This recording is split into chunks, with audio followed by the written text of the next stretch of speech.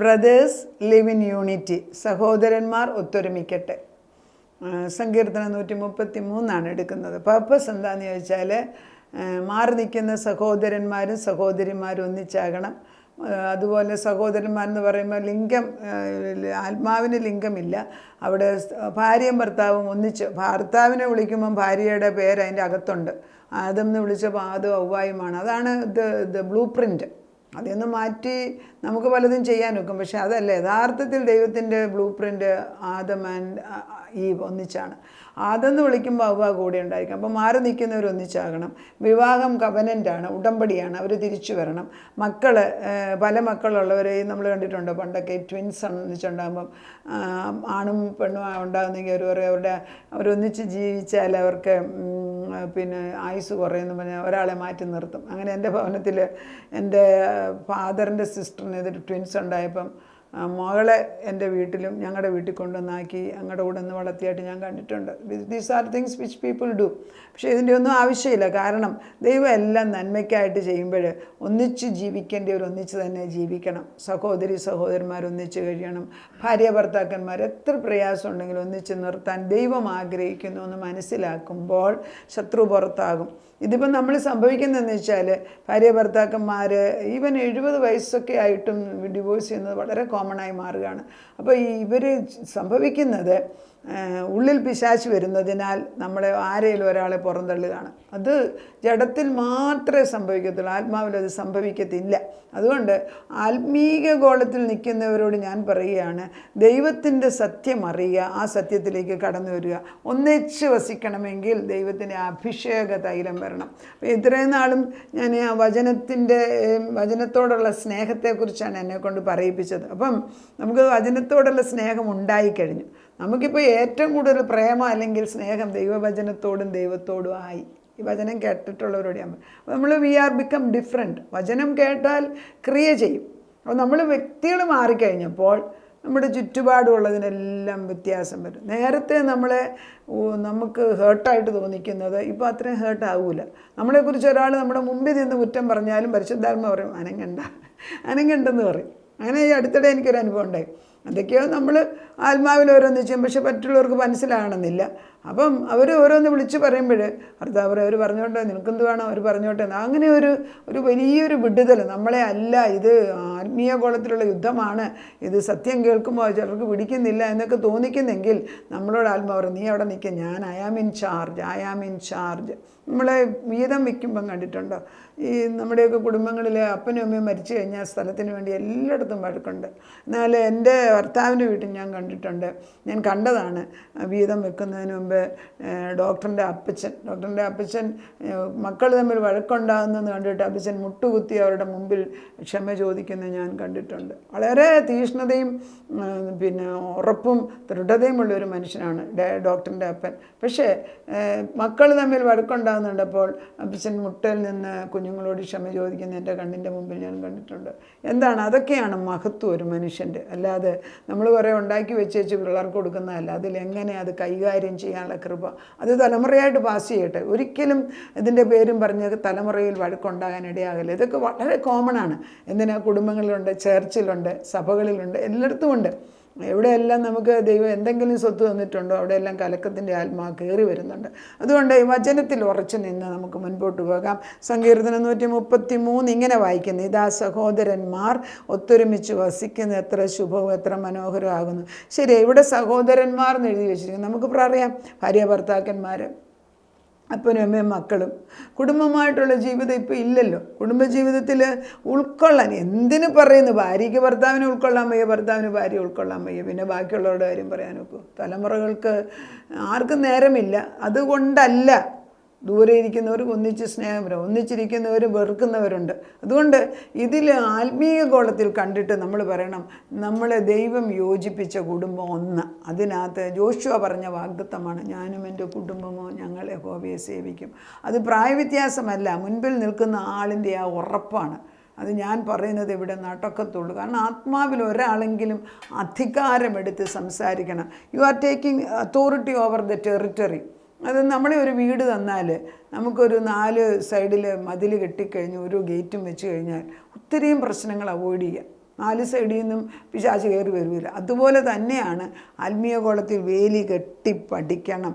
വളരെ ഞാൻ എവിടെ സുവിശേഷത്തിന് പറയാൻ പോകുമ്പോൾ ആദ്യം എന്നെക്കൊണ്ട് ദൈവം പറയിപ്പിക്കുന്ന ഒരു കാര്യമാണ് ദൈവമേ വേലി കെട്ടണമെന്ന്. അതിരില്ലാതെ അതായത് സമാഗമന കൂടാരം പഠിച്ചിട്ടുള്ളവർക്കറിയാം 3 ഘട്ടങ്ങളാണ്. ഒന്ന്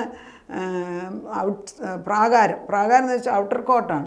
ഈ ഔട്ടർ കോട്ടിന് ഒരു മതിൽ, പിന്നെ നല്ല കട്ടിയുള്ള ഒരു വലിയ മതിൽ അതിന് ചുറ്റും കെട്ടിവെച്ചിട്ടുണ്ട്. മരുഭൂമിയിലായിരുന്നപ്പോൾ അവർ പിന്നെ ഈ സീലിൻ്റെ സ്കിന്നൊക്കെ എടുത്ത് വെച്ചിട്ടാണ്. ഒരിക്കലും അങ്ങനെ മരുഭൂമിയിൽ അഴുക്കാകാത്ത സാധനങ്ങൾ വെച്ച് മതിൽ കെട്ടുന്ന കാണാം. പിന്നെ അതിനകത്തുള്ളത് വിശുദ്ധ സ്ഥലം. ആ വിശുദ്ധ സ്ഥലവും അവർ സെപ്പറേറ്റ് ചെയ്യുന്നുണ്ട്. അതിനും നല്ല കട്ടിയുള്ള തോല് തന്നെ ഉപയോഗിച്ചത്. പിന്നെയാണ് അതിവിശുദ്ധ സ്ഥലം, കേട്ടൻ ഇട്ടിട്ട് അതിൻ്റെ പുറകിൽ. അപ്പോൾ ഈ അതിവിശുദ്ധ സ്ഥലത്തൊന്നും എല്ലാവരും ഒന്നും കയറ്റത്തില്ല. We cannot. It's very important. എൻ്റെയും നിങ്ങളുടെയും അതിവിശുദ്ധ സ്ഥലത്ത് പ്രായം ചെന്ന് വലിയപ്പച്ചൻ തൊട്ട് അപ്പച്ചൻ തൊട്ട് മക്കൾ തൊട്ട് കൊച്ചുമക്കൾ വരെ എല്ലാവരുടെയും അതിവിശുദ്ധ സ്ഥലത്ത് ഒരാൾ മാത്രമേ ഇരിക്കത്തുള്ളൂ, ദൈവം തമ്പുരാൻ, ക്രിസ്തു മാത്രം.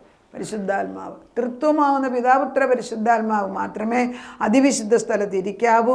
അങ്ങനെ ചെയ്തെങ്കിൽ ഈ വാക്യം പ്രയോജനം. ഇതാ സഹോദരന്മാർ ഒത്തൊരുമിച്ച് വസിക്കുക, എത്ര ശുഭവും എത്ര മനോഹരം. വഴക്കുണ്ടാക്കാൻ ദൈവം ആഗ്രഹിക്കുന്നില്ല. മനോഹരമാക്കി ഒരു കുടുംബജീവിതം നയിക്കാൻ ദൈവം ആഗ്രഹിക്കുന്നു. സഹോദരന്മാരെ തമ്മിൽ വഴക്കുണ്ടാക്കാൻ ദൈവം ആഗ്രഹിക്കുന്നില്ല. സഭയിലും ദൈവം ആഗ്രഹിക്കുന്നില്ല. അത് വസ്ത്രത്തിൻ്റെ വിളിമ്പിലേക്ക് നീണ്ടു കിടക്കുന്ന താടിയിലേക്ക്, അഹരോൻ്റെ താടിയിലേക്ക് തന്നെ ഒഴുകുന്ന അവൻ്റെ തലയിലെ തൈലം പോലെ. അതായത് സ്വർഗത്തിൽ നിന്ന് തൈലം ഒഴിക്കുമ്പം അഭിഷിക്തനായവൻ്റെ മേളിലാണ് അത് വീഴുന്നത്. പഴയ നിയമത്തിൽ മഹാപുരോഹിതനായിട്ട് അഹറോനെയാണ് വെച്ചിരുന്നത് എങ്കിൽ പുതിയ നിയമത്തിൽ നമ്മളെ ഓരോരുത്തരെയും കുടുംബത്തിലെ നാഥൻ ആരാണ്? അവരെ ദൈവത്തിൻ്റെ അഭിഷിക്തനായിട്ട് കണ്ടിട്ട് അവരുടെ മേൽ ദൈവത്തിൻ്റെ അഭിഷേകതയിലും വീണിട്ട് അത് വീട്ടിനകത്ത് തലമുറയിലേക്ക് ഒഴുകുന്നതായിട്ട് നമ്മൾ കാണണം. മനസ്സുകൊണ്ട് കാണാൻ. It's not difficult at all. ഇത് എളുപ്പം ചെയ്യാവുന്ന കാര്യമായിട്ടാണ് വചനം എഴുതി. പല പ്രാവശ്യം എടുത്ത് വായിച്ചിട്ട് പ്രാർത്ഥിക്കുക. അഹറോൻ്റെ താടിയിൽ, അഭിഷിക്തൻ്റെ താടിയിൽ കൂടെ ഒഴുകുന്നത്. ചിലപ്പോൾ അപ്പനായിരിക്കും, ചിലപ്പോൾ അമ്മയായിരിക്കും അധികാരം എടുക്കുന്നത്. ചിലരെ കുറേ അബിഗേലിനെ ഉണ്ടാക്കിയെന്ന് ദൈവം എന്നോട് ഈ വചനം പറയുന്നതിന് മുമ്പ് ദൈവം എന്നോട് ഒരു ദിവസം പറഞ്ഞു, നീ കുറേ അബിഗേലിനെ ഉണ്ടാക്കാൻ. കാരണം എന്തുവാ? പുരുഷന്മാർ പുരുഷത്വം എടുത്തില്ലെങ്കിൽ കുറേ സ്ത്രീകളെങ്കിലും മുൻപോട്ട് വന്ന് കുടുംബം നിലനിർത്തട്ടെ എന്ന്. ഒരു സ്ത്രീയാണ് കുടുംബത്തിൻ്റെ ഐശ്വര്യം. അവളാണ് വിളക്ക്. ആ വിളക്കില്ലാതെ എങ്ങനെ കാണിച്ചാലും അവിടെ പ്രകാശം. ആ ഒരു ഏരിയയിലെ വിളക്കില്ല അവിടെ. പിന്നെ കുടുംബം നമ്മൾ നയിക്കുന്നുണ്ട്, അതൊന്നും കുഴപ്പമൊന്നുമില്ല. പക്ഷേ ഞാൻ പറയുന്നത് കർത്താവിനൊരു ഒരു ഒരു സ്റ്റാൻഡേർഡുണ്ട്. ആ സ്റ്റാൻഡേർഡിൽ നമ്മൾ നിൽക്കാൻ പഠിക്കുക. അതിൻ്റെ തലയിലെ വിശേഷ തൈലം പോലും സിയോൻ പർവ്വതത്തിൽ പെയ്യുന്ന ഹർമോനിയ മഞ്ഞ് പോലെ. അവിടെയല്ലോ യഹോവ അനുഗ്രഹവും ശാശ്വതമായ ജീവനും കൽപ്പിക്കുന്നത്. ഹർമോനിയ മഞ്ഞ്, അതായത് സിയോൻ പർവ്വതത്തിൽ ആ മഞ്ഞെന്ന് പറയുന്നത് മനോഹരമായിട്ട് അതിനെ കവർ ചെയ്തങ്ങ് നിൽക്കുകയാണ്. നമുക്ക് ചുറ്റും ഒരു കവറിങ് ആവശ്യമുണ്ട്. We are never exposed. ദൈവത്തിൻ്റെ മക്കൾ എപ്പോഴും വസ്ത്രം കൊണ്ട് മൂടും. പിശാചിൻ്റെ തങ്ങളെല്ലാം വസ്ത്രം ഇല്ലാതെ വസ്ത്രം അഴിച്ചു വേണം. പിശാച് എപ്പം മനുഷ്യൻ്റെ മുമ്പിൽ അപ്പിയരും, അവന് വസ്ത്രമില്ല.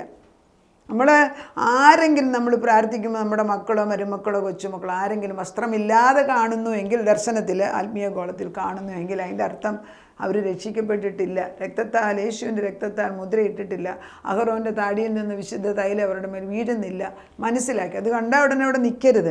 വെച്ച് പ്രാർത്ഥിക്കണം, കർത്താവേ നിൻ്റെ കീറിപ്പോകാത്ത ജീവൻ്റെ വസ്ത്രം അവരെ ഉടുപ്പിക്കുക. 1. 2, നിൻ്റെ തൈലം, സുഗന്ധ തൈലം, ദൈവത്തിൻ്റെ ജീവതൈലം അവരുടെ മേലോട്ട് ഒഴുക്കിയിട്ട് ദൈവവചനത്തിൽ ആകർഷിച്ച് അവരെ നിൻ്റെ കൂടാരത്തിൽ കൊണ്ടുവന്ന് നിർത്തുന്നു. നീ അവരെ അംഗീകരിക്കണമേ. അതൊക്കെ നമ്മൾ ചെയ്യണം. കണ്ടിന്യൂസ് ആയിട്ട് ഇത് ചെയ്യേണ്ടതാണ്. ഓരോ കുടുംബത്തിനും വേണ്ടതായിട്ടുള്ള വചനം ദൈവം നമ്മളെ കാണിക്കുന്നുണ്ട്. വചനം എടുക്കും തോറും നമ്മൾ ആഴത്തിലേക്ക് പോവുകയാണ്. നമ്മൾ പുതിയ നിയമത്തിൽ പിന്നെ പത്രോസിൻ്റെ 1 പത്രോസ് 2:9 നിങ്ങളോ അന്ധകാരത്തിൽ നിന്ന്, എല്ലാ കുടുംബങ്ങളും അന്ധകാരത്തിലാണ് കഴിയുന്നത്. ഒന്നല്ലേ വേറൊരു തരത്തിലെ അഭിപ്രായ വ്യത്യാസങ്ങൾ എല്ലാവരിലും ഉണ്ടാകും. ഭാര്യ ഭർത്താക്കന്മാരിൽ ഉണ്ടാകുന്നില്ലേ? ഇപ്പോൾ അടുക്കളയിൽ നമ്മൾ ഭക്ഷണം ഉണ്ടാക്കുമ്പോൾ നമുക്ക് ചിലപ്പോൾ എരിവുള്ള ഭക്ഷണം, മറ്റേ ആൾക്ക് എരിവേ വേണ്ട. അതും പറഞ്ഞ് വഴക്കുണ്ടാക്കുന്നവരില്ലേ? അറിയാതെ എരിവ് കൂടിയാൽ പാത്രം വലിച്ചെറിയുന്നവരില്ലേ? അതുപോലെ വഴക്കിന് നമ്മളുണ്ടാക്കുന്ന വളരെ സന്തോഷത്തോടെ നമ്മൾ അപ്രീഷിയേറ്റ് ചെയ്തില്ല, അത് മതി അവർക്ക് ഹേർട്ട് ചെയ്യാൻ. So every area we need the grace of the living God. ദൈവത്തിൻ്റെ കൃപയിൽ നിൽക്കണം. കർത്താവേ, നിൻ്റെ പരിശുദ്ധാത്മ. ഒന്നാമത് നമുക്ക് ടെൻഷൻ ഇല്ലാതാണെങ്കിൽ എൻ്റെ ഉള്ളിൽ ദൈവം ഉണ്ട് എന്നുള്ള സമാധാനം കൊണ്ട് ആദ്യം നമ്മളെ നിറയ്ക്കണം. ഞാനും എൻ്റെ കുടുംബവും ഞങ്ങൾ യഹോവയെ സേവിക്കും. നമ്മൾ ഒത്തൊരുമിച്ച് നിൽക്കും. കർത്താവാണ് ഇതിൻ്റെ നായകൻ. നമ്മൾ പണ്ട് വീടുകളിലൊക്കെ എല്ലാ കോൺവെർസേഷൻ്റെയും ഉടമസ്ഥൻ ദൈവം. ഗോഡ് ഹിയേഴ്സ് അവർ കോൺവെർസേഷൻ എന്നൊക്കെ ചില ഭവനങ്ങളിൽ എഴുതി വെക്കുന്നത് ഞാൻ കണ്ടിട്ടുണ്ട്. It's so important. നമ്മുടെ ശബ്ദങ്ങളുടെ പിച്ച് പോലും മാറിയാൽ പിശാച് കളിക്കുന്നുണ്ട്. So we need to be biding in Christ. നമുക്ക് അങ്ങനെ പ്രാർത്ഥിക്കാം. സഹോദരി സഹോദരന്മാരൊന്നിച്ചാകട്ടെ, ഭാര്യ ഭർത്താക്കന്മാരൊന്നിച്ചാകട്ടെ. ഇതൊരു ട്രംപറ്റ് കോളാപ്പിച്ച. മക്കളെ മാറി നിൽക്കുന്നവരൊന്നിച്ചാകട്ടെ. മാതാപിതാക്കളെ അറിയാൻ വയ്യാത്തവർ എവിടെയാണ് നിൽക്കുന്നത് വെച്ചാൽ അവരൊന്നിച്ചു വരട്ടെ അപ്പച്ച. ഇതൊക്കെ നിനക്ക് സാധിക്കും. ബുദ്ധിയില്ലാത്തവർക്ക് ഈ അൽസൈമേഴ്സ് ഡിസീസൊക്കെ പിശാചിൻ്റെ തന്ത്രം അപ്പച്ച. അങ്ങനെ ബുദ്ധിയില്ലായ്മയെല്ലാം നമ്മുടെ കുടുംബങ്ങളിൽ നിന്ന് അഴിഞ്ഞു പോകട്ടെ അപ്പച്ച. ബുദ്ധി മറവിപ്പിച്ചിട്ട് ദൈവത്തിൻ്റെ മഹത്വത്തെ വാർദ്ധക്യത്തിൽ കർത്താവേ ഫലം കായ്ക്കേണ്ട വൃക്ഷങ്ങളായിട്ട് നിൽക്കേണ്ടവയ്ക്ക് ബുദ്ധിയില്ലായ്മ വന്നേച്ച് നമ്മൾ ഓരോ പേരും പറഞ്ഞേച്ച് അതും സാറ്റിസ്ഫൈഡ് നിൽക്കാതെ ദൈവത്തിൻ്റെ വചനത്തിലേക്ക് ഇവരെല്ലാം കൊണ്ടുവന്ന് നിന്ന് ആത്മാവിൽ പ്രവർത്തിക്കാൻ ഇടയാക്കണമേ. അടിയൻ ഓർക്കുന്ന കർത്താവേ, ഒരു ഭവനത്തിൽ അവരുടെ അമ്മയ്ക്ക് ഓർമ്മയില്ല, ഇനി ഒന്നും ചെയ്യത്തില്ല. അവരോട് ഞാൻ പറഞ്ഞു, ഇല്ല, ദൈവവചനം എടുത്തു കൊടുക്കേ. ഇന്നിപ്പോൾ അവർക്ക് ദൈവത്തിൻ്റെ ആത്മാവിൽ നിന്ന് വചനം പറയാനും പ്രാർത്ഥിക്കാനും നല്ല ഓർമ്മയുണ്ട്. അതുപോലെ ബാക്കി എന്തൊക്കെ ഓർക്കാനിരിക്കുന്നത്, ആത്മാവിൻ്റെ ഓർമ്മയിലേക്ക് ഇവരെ കൊണ്ടുവരണമേ. മരിക്കുന്നതിനും ജീവിക്കുന്നതിനും ഒക്കെ ഒരേ ഒരു ജീവ വെളിച്ചം വചനമാണ് അപ്പച്ച. ആ വചനത്തിനകത്ത് ഉറച്ചു നിൽക്കാൻ ഞങ്ങളെ പഠിപ്പിക്കുമ്പോൾ വചനം ക്രിസ്തുവാണെന്നും വചനം ആത്മാവ് പരിശുദ്ധാത്മാവ് ദേഹരൂപമായിട്ട് വന്നത് വചനമാണെന്നും ആ വചനം ക്രിസ്തുവാണെന്നും ക്രിസ്തുവിൻ്റെ പേര് ദൈവവചനമാണെന്നും പഠിപ്പിച്ച് ഞങ്ങളെ ഉറപ്പിച്ചതിന് നന്ദിയോടെ സ്തോത്രം. ഈ വചനത്തിൽ നിന്ന് ഞങ്ങൾ മാറല്ലേ അപ്പച്ച. ഞങ്ങൾക്ക് തന്നിരിക്കുന്ന ഈ ബുക്ക്, ഈ വേദപുസ്തകം ലോകം മുഴുവനും വീണ്ടും ജീവൻ വെപ്പിച്ച് റിവൈവ് ചെയ്യണം. പല അമേരിക്കൻ സ്റ്റേറ്റുകളിലും 10 കൽപ്പനകൾ തിരിച്ചു കൊണ്ടുവന്ന് സ്കൂളുകളിൽ പ്രാർത്ഥന തിരിച്ചു തുടങ്ങിയെന്ന് കേട്ടല്ലോ. എല്ലാ ഭവനങ്ങളിലും പ്രാർത്ഥന തിരിച്ചു വരട്ടെ. ദൈവത്തെ സ്തുതിക്കുന്ന ഒരു കുടുംബമായി മാറട്ടെ. നാഥൻ ചെയ്യുന്ന വലിയ നന്മയ്ക്ക് സ്തോത്രം ചെയ്യുന്നു.